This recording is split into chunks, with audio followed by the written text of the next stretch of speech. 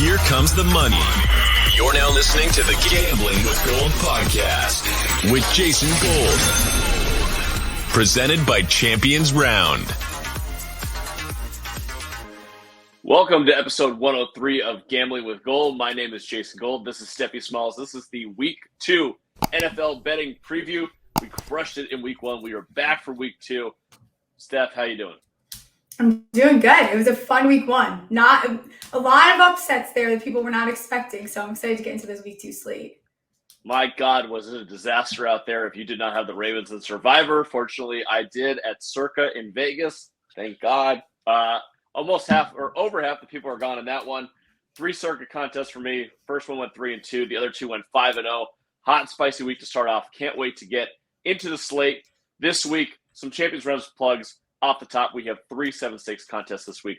We have a CFB contest for Saturday. We have a Sundays only contest for 7 stakes with only the games that are happening on Sunday. And then we have a doubleheader for Monday Night Football. If you enter the Monday Night Football one, you could enter to win an A.J. Brown signed Eagles jersey. That's real spicy. You can play Daily Dozen every day this week. $12 to win $1,200. And if you are a weekly leader, you're going to be able to win a Justin Jefferson signed Vikings jersey. And if you play the entire month with us and you are the monthly leader, we're going to give away, I haven't announced this anywhere yet, a Josh Allen signed Bills helmet. So be sure to play every single day. Daily Doesn't, go lock in those picks. Today's picks, MLB, you can lock those in. 3 p.m. Pacific, 6 p.m. Eastern. All right, we might as well get into the lines. Week 2, let's start it off hot. Chargers, Chiefs, the debut of Amazon Prime Thursday Night Football. Excited to see Al and Kirk on the call. Currently, Kansas City -4. Over-under is 54. I'll just say off the top, I put in a bet already on the under 55. I'm glad that it's moved to under 54. In terms of the line, what are you kind of thinking? What do you think about this game in general?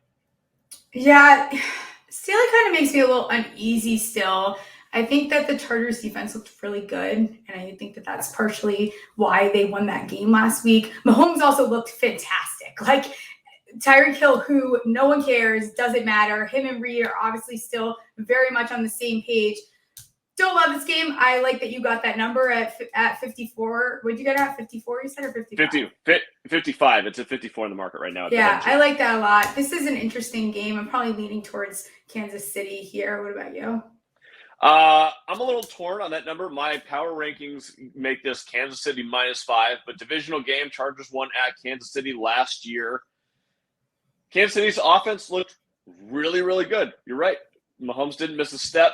Tyreek Hill, totally. The Chargers offense, Herbert played great.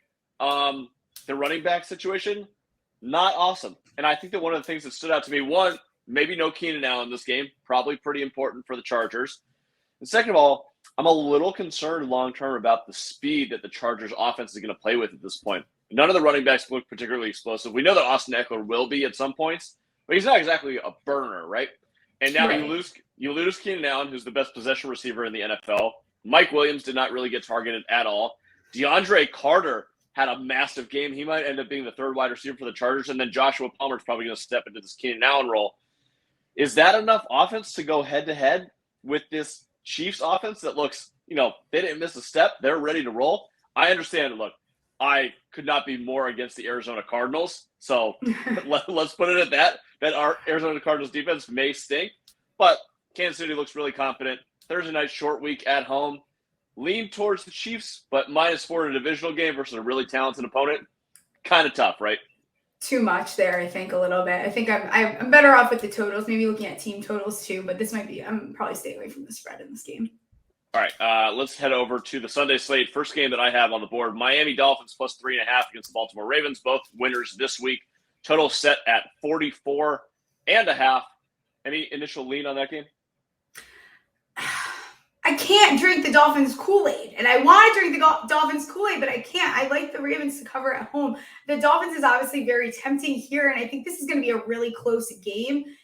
Miami's defense looked awesome, but they were also playing New England, who I don't know that that's a really great – you can't really tell exactly how good they are, given that it's New England. They only gave up 7 points and 271 yards, so a little bit of a pathetic performance, but how much of that is just the Patriots being stinky versus Miami being awesome, which I do think their defense is great.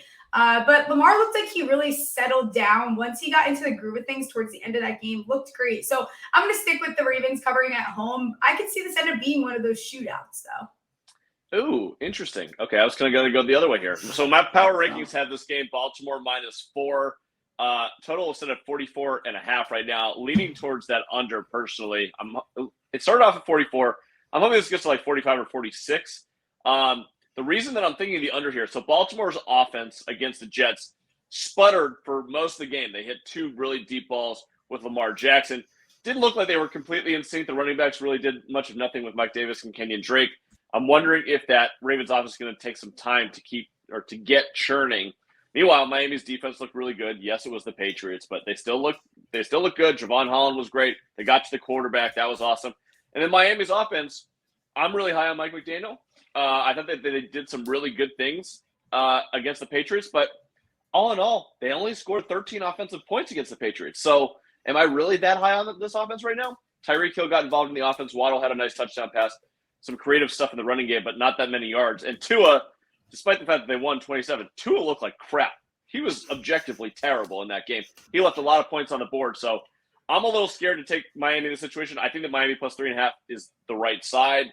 I'm probably not going to bet on Baltimore. I like the under in this game. I think it'll be a close game. Something like 2017 Baltimore sounds right to me.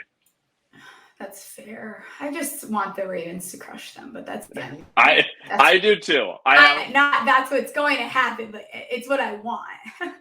I have a lot riding on the Ravens this season, obviously. All right, let's go to the worst game on the board. Jets versus the Cleveland Browns. Jets plus 6, total set at 40.5. What are the Cleveland Browns doing with that logo at midfield? That's like the weirdest thing I've seen in a while. I want to bet against them just because of that. They're just a weird organization. Like everything they do makes no sense. This is a gross game. Couldn't care less about this game. Jacoby Brissett looked fine. He actually didn't look. He looked below where I thought he was going to look. He made some nice plays down the stretch, which was nice, and their run game was pretty solid, which probably kept them in there. But I think the Ravens exposed the Jets secondary. So if the Browns can take advantage of that, this should be a steal game for them. It's kind of a gross game. 40 points, a little low. Maybe this turns into like a garbage game that goes over. I don't know. I'm torn in this game. I thought that the Browns' offensive line was good. Their running game was awesome. Chubb and Hunt, 8. So I expect them to have success on the ground. Versus the Jets.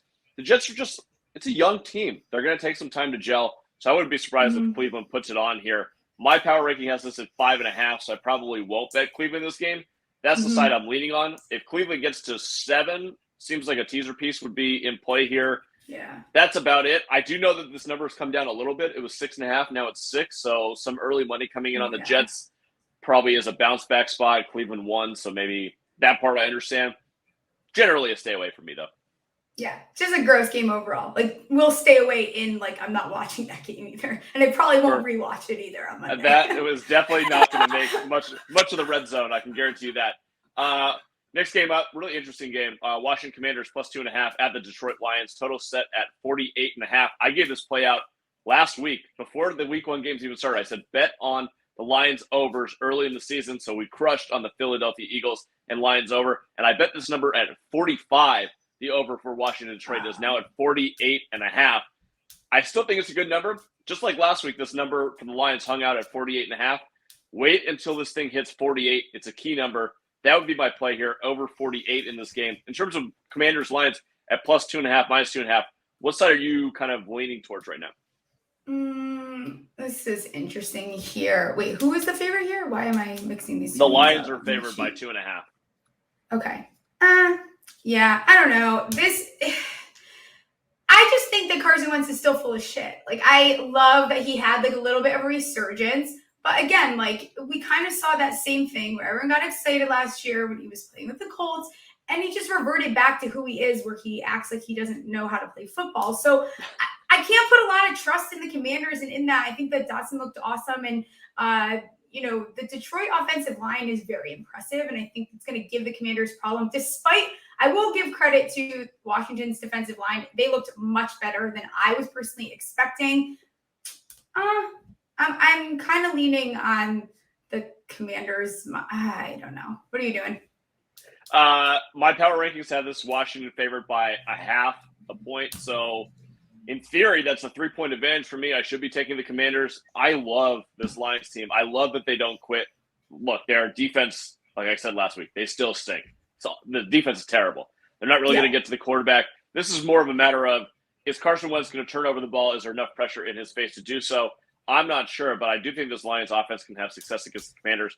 I lean towards the Commanders plus 2.5, but I do know that positionally, Commanders coming off a win, Detroit coming off of a loss. Usually I'm supposed to take Detroit in that situation. So this is more of a, let's see where the market moves. If it moves towards the Lions at -3, I'll probably bet them. If it moves towards the Commanders, -2, I probably have to take the money line on the Commanders, but not really ready to make a decision on that one quite yet. Next game on the board, Colts -4 at Jacksonville, total sitting at 46.5. My power rankings on this game have Indianapolis -3.5. What's your initial opinion on this? I like the Colts -4 here. I think Matt Ryan looked good. I think that they should, they should have beaten the Falcons in I don't know what that game was. It was bizarre. I think Matt Ryan came out so hot, and then all of a sudden somehow the Falcons just came from behind a little bit and they tied that game. Trevor Lawrence needs to pull it together. It's time to start making a little bit more of a move towards not being this immature, inexperienced play caller. You have weapons now. I don't know. I think there's going to be a learning curve for this team. So maybe it was a little silly to think that they were going to come out of the gate super hot. They also didn't look horrible, right? But the Colts D should be able to take advantage of their weaknesses there. I don't think that anything was impressive. And I think it's going to take a couple weeks for this Jaguars offense to kind of pull it together. Yeah. Jacksonville definitely had their chances, and Trevor Lawrence, he just didn't put it together. He still hasn't. And I was, excuse me, I was expecting more with a Doug Peterson-led offense. Yes. Washington's defense might be better than we thought. Indianapolis, against Houston, they were just absolutely awful, getting down 20-3 at one point and then coming back. Jonathan Taylor was still good on the ground. The offensive line was still good. The left tackle position is a little bit of an issue. Matt Ryan just still looks like he has a dead arm that he left in Atlanta. Is that a concern against Jacksonville? I don't know. Carson Wentz just ate them up. So I anticipate that Indianapolis will also have revenge on their mind heading to Jacksonville based on the loss at the end of last season. Wouldn't be surprised to see them pour it on. I'm high on the Jaguars this year. +4 is probably a good number. Home divisional opponent. Usually a good spot to back the Jaguars. I have a sneaking suspicion that the Colts are going to be – this is kind of like a kitchen sink game for them. They're going to try and lay it on, especially after tying in week 1. So initial lean is towards the Colts. But if this market moves towards Jacksonville, I might have to get involved on that side. Total, I don't really have a read. Under 46.5 seems kind of like the right play. But Jacksonville's defense was really bad last week. And, the Colts they gave up 20 points to the Texans. So this is more of a wait-and-see game for me. Next game on the board, Tampa Bay Buccaneers -3 at the New Orleans Saints. Total at 44.5. The New Orleans Saints have not lost to Tom Brady since he went to the Buccaneers. They have absolutely eaten the Tampa Bay's lunch. Wouldn't be surprised to see it again. New Orleans +3 looks mighty tasty at home. Yes, it does look mighty tasty. And on my do not fucking bet list ever is Tom Brady against the New Orleans Saints. 4 straight losses to New Orleans. I think Tampa Bay's defense looked great, but the Cowboys also suck. They suck with Dak. They suck without Dak.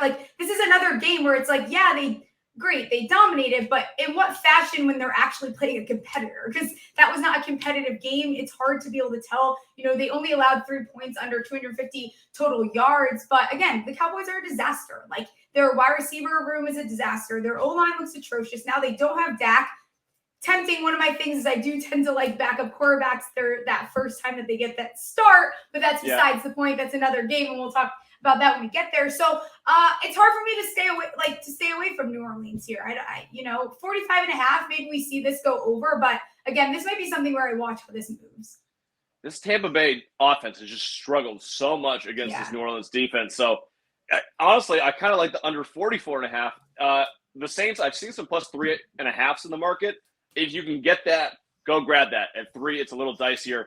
Tampa Bay still, look, they lost their left tackle. Donovan Smith's going to be out for a while. Their offensive line was absolutely trashed. Godwin's going to be out for a while. This team's going to take a while to get into sync. Tampa Bay's team seems like to me like we get to like week 9, week 10, and they start cruising. But for right now, just about to say that.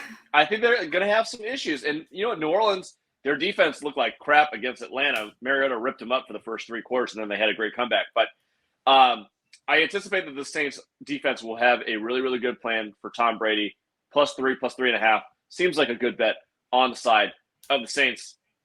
Next game on the board. Ooh, buddy. The fighting Brian Daboll, the dancing coach. Carolina Panthers +2.5 against the New York Giants at MetLife. Total set at 43.5. Look at some early thoughts on Brian Daboll and the New York Giants, the fighting Giants. Don't make us favorites. Don't do that. Don't make us favorites at home. That's so rude. I hate that we're favorites in this game. Not a fan. I think that the Giants having nearly 400 yards of their total offense is impressive. A lot of that is because Saquon's back, which is fantastic. I don't know about you, but this game I think should be is more of a pickup type ordeal. Like I don't know that I have a strong feel that either of these teams are that dominant. I think that it could easily stay low scoring, but the Giants contained Henry, and if they can do that for CMC, I can see why the Giants are favored. I will say this about Brian Daboll's offense. You guys only scored 21 points. But okay, that's more than we've scored in 2 years. I know, but compared to the rest of the league, it's not that impressive. But I will say this: if you go dig a little bit deeper, 400 yards of offense, 6.8 yards per play, which was 3rd best in the NFL. The other 2 teams that were ahead of them, Kansas City and Buffalo. So you're in really good company. No surprise that Brian Daboll's able to grab these big plays. Saquon Barkley was absolutely electric. Carolina, they played some good parts of the game, some bad parts of the game. CMC didn't really get involved, but he scored a touchdown. Robbie Anderson had a big play. DJ Moore wasn't really involved. I would expect the Panthers to play much better in this game. Probably a good spot to fade the Giants, especially as a home favorite here. Carolina coming off of a loss. My lean strongly is towards Carolina +2.5 just because of the spot. Yeah. In terms of the teams, I have the power ranking as Giants -2 in this game. So I think the line's pretty spot on. I just think that based on what happened last week, this is probably a good time to buy low on the Panthers, a good time to sell high on the Giants. It'll be interesting if they get, they didn't really have Kadarius Toney involved. Sterling Shepard looked pretty good. They need a better game plan for their pass. A lot of that came down to Daniel Jones. Everyone knows I am a Daniel Jones, excuse us, but he has to play better. So, and I think Daboll, you saw him ripping into him on the sidelines. Yep. He's being acclimated to having his 3rd offensive. This is totally new to him again. So hopefully they have more design run plays for him. And that was working great. It was when you do that. So I think that it kind of seemed like in the beginning, until we got to the late 3rd, 4th quarter, that they were just practicing what was in the playbook. There was no game plan. So hopefully they game plan this time and it's not a free for all. But I'm with you. I will lean the +2.5 with Carolina. Next game on the board, one of the fishiest lines of the week. New England Patriots -1 at the Pittsburgh Steelers. Totals 40.5.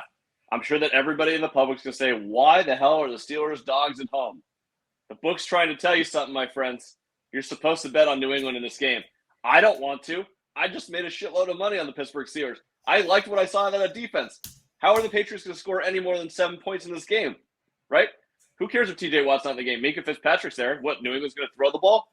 Everything in your brain says the Steelers should win this game at home at +1.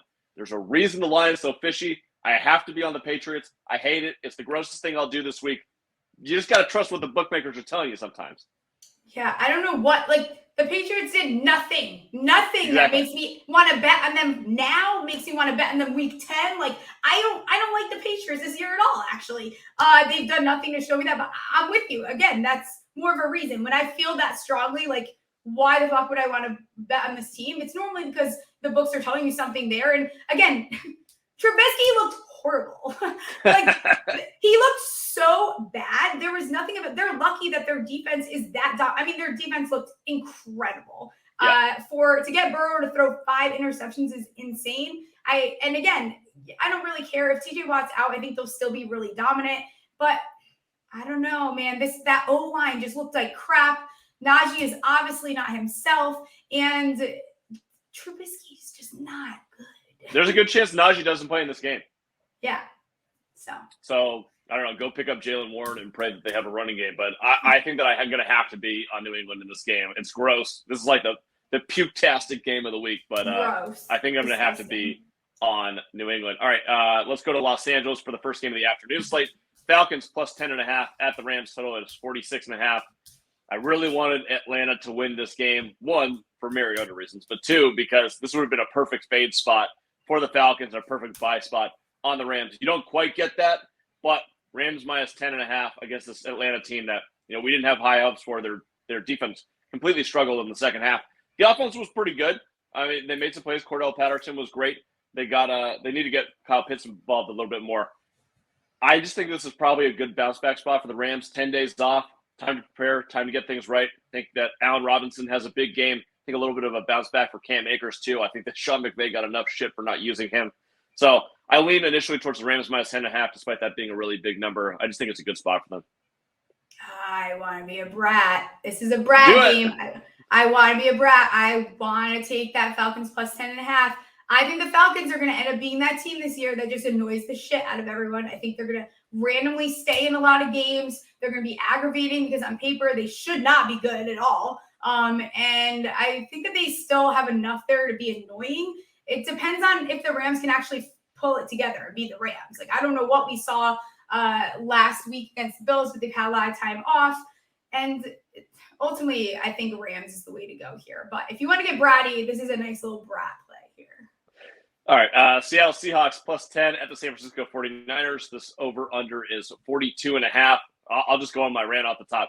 There's never going to be a better spot for you to buy the San Francisco 49ers than right now this week. Get this number now before it goes through the roof. Seattle, short week, emotional game, and they won. San Francisco, shitty loss, questions about Trey Lance, rain game, you can't take anything from it. It's a perfect spot to bet on the San Francisco 49ers. I can guarantee you that this will be in contention for my survivor pick this week. Bet on San Francisco in this game. I think that they win big. If you go back and look at last night, the Seattle game, they should have lost by 14 points easily. I'm thrilled that they won the game and they covered the plus 6.5 for me. But go look at the box score. They got outgained by 150 yards, 2 turnovers at the 1 yard line, and another one that they couldn't punch in for a field goal. There's easily a way that game could have been 31-17 Broncos. So I got big concerns about the Seattle Seahawks. I didn't move them up in my power rankings at all. San Francisco, I only moved down by a 0.5 because I don't think that there's that much that you can take from the game. Obviously, Elijah Mitchell being out hurts a little bit, but this is Kyle Shanahan. You can plug me in to play running back, and I'm still going to gain 5 yards a carry. It doesn't matter. Mm-hmm. Kittle probably could be back this week. I think that Lance puts up a good game. I'm all in on the San Francisco 49ers this week. Yeah, I mean, I'm personally probably staying away from this game because last week you can't, again, when it's a monsoon and you don't know what's going on and Lance doesn't look great. I mean, it's literally a monsoon. Did you see the rain there? How can you tell how good this can go? And you watch clips and a lot of it is not all on Lance. I think that other factors he played outside of the weather.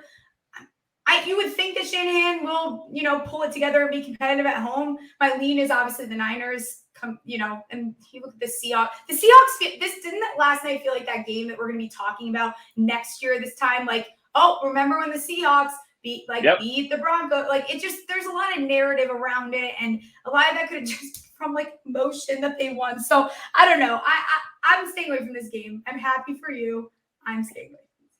They're going to be emotionally exhausted. 6 days, and after that, they put so much in to beating Russell. They're going to be destroyed. I know the record that Kyle Shanahan has against Pete Carroll and the Seahawks. I don't care. Throw it out the window. It's just a perfect spot for San Francisco in this game. Next one on the board, 125 kickoff on the Pacific Coast. Cincinnati Bengals, -8 against the Dallas Cowboys. Total is 43.5. I'm going to let you go here because I know what angle you're going to take. Yeah, I mean, let's be serious. Okay, here's the thing, though. There's 2 ways I can go with this. I do normally, it's a little early in the season for me to start doing this. This is where I want you to go. I typically really, really love backup quarterbacks. Their first game started. You look at Mike White. I could name you a list of all the times that we see this happen. So, with that being said, it's the Cowboys money line is interesting. I'm not saying I'm doing it. It's interesting though. But the Bengals should pull it together. I mean, their offense looked more effective as the game went on. I don't know what they were doing in the beginning, kind of figuring out maybe a little bit of a Super Bowl hangover. And I mean, the Cowboys are a literal fucking disaster. I mean, and we should have expected this going into the season. Their wide receiver depth is bizarre, and then their O-line is horrible. So even if the defense carries them, what are you going to do? Keep getting the ball back to the offense for you guys to not do anything? So outside of that, it seems foolish to go with let me take the Cowboys because of the backup quarterback. So I'm not going to do it that early. I like the Bengals to win this game. The Cowboys at +8 is really interesting to me. I think that I'm going to end up doing that. Cincinnati bringing it down from 8 to 2 as a teaser piece, I don't hate. +8 at home with a total of 43.5, really low. I kind of like that spot for them. The Bengals offense should probably struggle also a little bit against this Cowboys defense. And the Cowboys defense knows that they're going to have to step up and try to win games for the team right now. So I would expect a pretty low-scoring game. Something like 23-17 Bengals. They win by 6 and Dallas covers. Sounds about right to me. So that's kind of where I'm going to go. Dallas +8, super interesting to me. My power rankings have this at Cincinnati -5. So a lot of value if I want to bet on the Cowboys here. I probably wouldn't do the money line. Like Bengals as a teaser. Kind of like the under 43.5. I think as a teaser is probably the direction that I would go. All right, a couple more games on the board. Houston +10 against the Denver Broncos. Totals at 45.5. Probably a good spot for the Broncos. I mean, their total yardage was insane. They looked really competent offensively. A lot of penalties that they'll probably clean up. Defense played really well in the second half. Houston, they went up 20-3. Good spot for them against the Colts. They always seem to do well and fight really well in week one. Little feisty, a bit of a team. I expect the Broncos to come out in a big way and dominate this game. 10's a big number. My number on this is 10.5. So maybe a slight lean towards the Broncos, but not sure that I'm going to play it. Yeah, 10 just feels very excessive here. And it's like the Texans are definitely not like sexy by any means, but their defense definitely looks better than I was expecting. And Nathaniel Hackett is a moron. So I feel like this could go anyway. I'm with you, slight lean towards the Broncos, but this might be a game I wait on before I start throwing cash. If the Broncos move down to 9.5, I will place a bet on this. 10, I'm a little dicey on it. Arizona +5.5 against the Raiders in Vegas. Over under 51.5. Arizona might have the worst defense in the entire league. Raiders offense looked good at times, bad at times. The defense is objectively terrible, even though they held the Chargers to 24 points.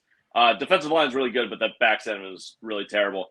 I like the over 51.5 in this game. If you can get this at 51, that's a huge key number. Do not bet above that. So 51.5, I'm probably waiting until I see a 51 if I do. Other than that, my number on this game is Vegas -3.5. So I think that a little bit of a buyback spot on Arizona, probably worth it at +5.5. There's probably too big of an adjustment in the market. I would love to see an Arizona +6. I'll probably wait for that, but definitely think I'm going to end up on the Cardinals in some fashion in this game. Yeah, I think so too. I mean, both these teams did not look great. The Cardinals looked horrible, which we knew was kind of going to happen, especially their defense was just, I don't know what the hell was going on there. Carr is kind of due, though, to have, he does have these great games at home. Throwing 3 interceptions against the Chargers is not necessarily what he does or what his MO is. And I think he could get right here, especially against this defense. So I prefer the over in this game. As far as the spread, probably staying away unless this number moves. Because I don't know. Yeah, so Arizona +6, over 51. Wait for those numbers. That's the way to play this game. Otherwise, as it is right now, 5.5 and 51.5. Just wait a little bit. Let's see where the market moves on this. It's Tuesday. We got a lot of time to gamble. Sunday Night Football. I don't know why the hell they made this Sunday Night Football. It was a gross game. Chicago Bears +10 at the Green Bay Packers in Lambeau. Totals at 42.5. My power rankings on this game have Green Bay -11.5. That makes a lot of sense to me to take Green Bay in this game -10. Chicago got this great win last week, 19-10. They look semi-confident. It was a monsoon. I'm throwing everything out from that game possible. Green Bay opened up last year by getting their ass whooped against the New Orleans Saints. They did it this year against the Minnesota Vikings. You and I are both super high on the Vikings. I think it's probably a great time to buy really low on the Green Bay Packers. So I like the Packers -10 in this one. Yeah, I don't think Green Bay is losing to another NFC North team this week. That's just ridiculous. I'm with you, and I'm throwing again. It's so hard to assess what the Bears were in the monsoon. I don't care if they were. That game doesn't even count in my head. So it's pretty hard to believe that the Green Bay Packers are not going to improve. Their defense was really underwhelming, but they have pieces there. So I'm not sure. It should be a get right. I'm leaning towards Green Bay here. Fair enough. I am with you there. Why is this a primetime game? I have no freaking clue. No one wants to watch that. NBC got screwed on that one, and no one wants to listen to Tirico and Collinsworth anyways. Someone I do want to listen to, Monday Night Football. Aikman and Buck were great last night. Now we get the 4:15 kickoff on Monday, first part of our doubleheader. The Tennessee Titans +10 against the Buffalo Bills. Totals at 49.5. I gave this out early last week when it happened. I got Buffalo at -7 because I thought the Tennessee Titans were going to stink. So I'm glad that I had the -7, 10. Feel a little bit weird about my power rankings having this at 9.5. Kind of where do you fall on this one? This game feels very trappy with this line for me. Bills have had extra time to rest. Derrick Henry needs to get more involved. Like that just needs to be what happens. Titans are that team though that they tend to play up or down to their competition. So I kind of like the Titans +10 here. I don't think that's a bad pick. And on the surface, look, Buffalo, they have some advantages in this game. 10 days of rest. They're going to be at home. That crowd is going to be absolutely electric Monday Night Football. Everybody's going to be super excited to see them. I do agree that Tennessee generally plays up to their opponents. I don't know what Vrabel was doing at the end of that game. It made absolutely no sense to me. Tennessee's off a loss. I lean towards Tennessee at the +10. I lean towards the under 49.5. I think that number's too high. I think that Buffalo wins like 27-20, something like that. Yeah. So I think that I'm going to end up on the Titans I think the right side is the Tennessee Titans +10. I'm going to stick with that Buffalo -7 number. I do like the under 49.5. I'm hoping that the public bets this up. If you get it to 50, I would probably bet the under. That's kind of all I have on this game. Yeah, I'm with you. All right, last game on the board to close out episode 103. The Minnesota Vikings +2.5 at the Philadelphia Eagles. Over under at 50.5. I feel like everyone and their mother is going to bet the over in this game for good reason. Both offenses looked great last week. Minnesota Vikings defense looked awesome. Philadelphia Eagles defense certainly did not, but it should be an interesting game. My numbers make this Philadelphia -2. What do you think about this one? Yeah, I think that that's an appropriate number. I don't think that this is, I think you're right where I think everyone is going to take the over in this game. And this might be that Sunday Night Football game that we do not get as much scoring as we like to see and like to be entertained by. The Vikings can win this game. I think that if they play, their defense looked phenomenal and their offense, it's really hard to stop them. So I'm kind of leaning the Vikings plus. I don't know. Maybe I'm also drinking the Kool-Aid here. This is a really, really tough game to handicap. I really don't know what to go. I'm high on both teams. I thought that both offenses showed what they're capable of.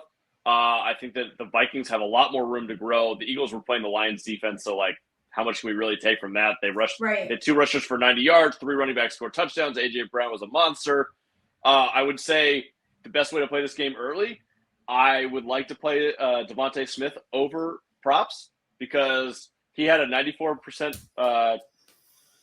snap share, and he had 0 targets and 0 yards. Yeah. So probably a good place to get him involved. Minnesota's weakness on defense is going to be at cornerback, so I would not be surprised to see Devontae Smith have a big game. I know that this number on the total is going to go up, so I'm going to probably end up on the under. I don't want to be, but I'm going to probably end up on the under. I lean towards the Eagles' money line at home. Fair. But I really like the Vikings this year. So, this is going to be like a dart throw for me. I don't think this is going to be any one of my best bets. I'm going to enjoy the shit out of watching this game, though. This is an awesome matchup to close out week 2. Yeah, and the Vikings, after this game, they got a real easy schedule until they see the Bills in a couple weeks. So the Vikings could get really hot here if they win this game. Ooh, we love it. We need to close that 8.5. I love it, yeah. All right, that does it for Gambling with Gold, episode 103, our Week 2 NFL betting preview. We'll be back on Friday with Joey for our Week 2 locks. Can't wait to get into those. Until then, join all of our 7 stakes contests. Go compete for that Justin Jefferson and A.J. Brown signed jerseys. Enter the Daily Dozen every day this week. Let's make some money, turn $12 into $1,200. And make sure you go check out Sunday's Best 4-round snake draft. All you have to do is draft 1 quarterback, 1 running back, 1 wide receiver, and 1 tight end for Sunday players. It's really fun, really easy. Win some cash, play for free, any way you want to do it. Come join the Champions Round app, and we'll talk to you soon. Good luck with your bets. See ya. See you guys.